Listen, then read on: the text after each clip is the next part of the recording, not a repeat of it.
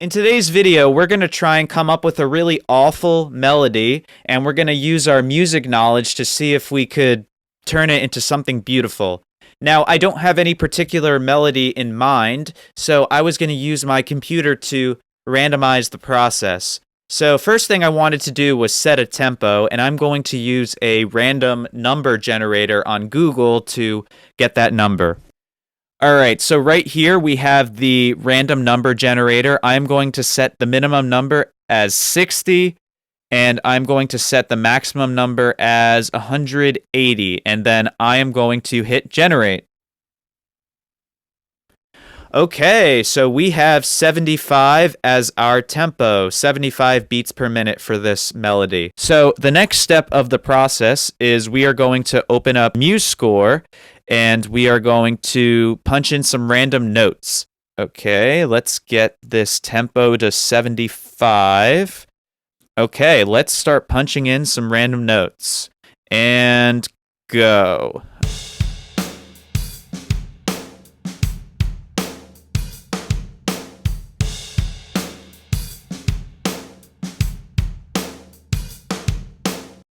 Let's zoom out a little bit. All right, so we have the foundation of a melody here. What we're going to do to top things off is we're going to throw in a bunch of random accidentals on the notes and see what it sounds like. All right, we are going to make this note flat. We are going to make this note also flat. We are going to make this note sharp. We're going to make this note flat. We are going to make this note sharp. And we'll make this final note sharp. All right, so there's our melody. Let's turn the volume on and let's see what that sounds like.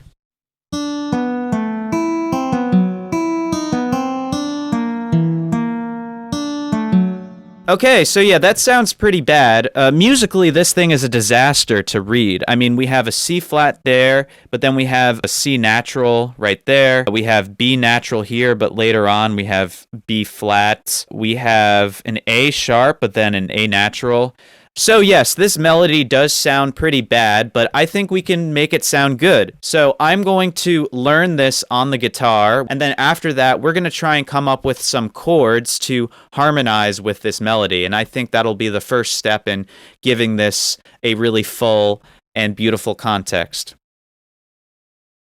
All right, so it's been a couple of days, and I had some time to work with this melody, and in my opinion, I think I actually made it sound pretty good. What I did was that I worked it into a miniature song, and I'll share that with you guys in just a moment, but first I just want to briefly explain my process. The first thing that I did was that I opened up the melody in Musescore, and I reinterpreted some of the notes, because like I said, it was kind of a disaster to read it musically. So for instance, this note right here was previously a C flat. I made it a B because obviously that's a lot easier to read. This note previously was a G flat. I made it an F sharp because there was another F sharp at the end. Just wanted to keep that consistent. And in this measure, there was an A sharp and a B flat at the same time. I made them both B flats. So I cleaned up some of the notes, and then I translated the melody to guitar tab, and I kept the notes in the same fretboard position. Here's what the melody sounds like and looks like on the guitar.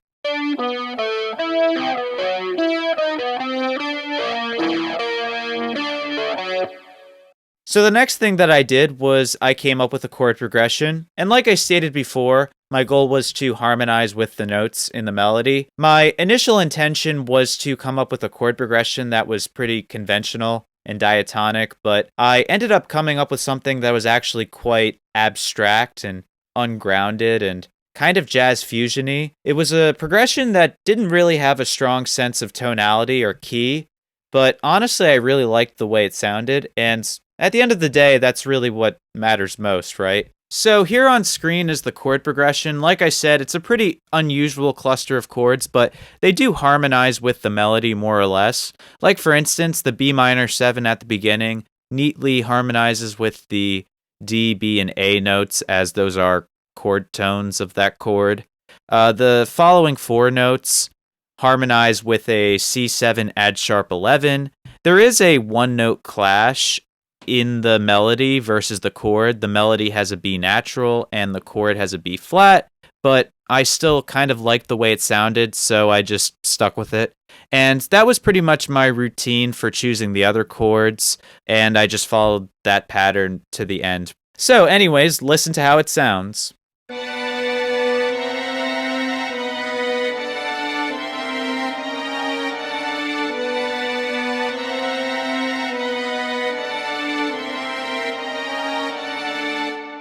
So after I composed that chord progression, I added some other parts. I recorded a bass line, I added some MIDI overdubs and some MIDI drums, and I structured my song a little bit. I repeated the melody several times just to normalize it, and I even added a guitar solo in there just for fun. Here is what my miniature song with the awful melody sounds like.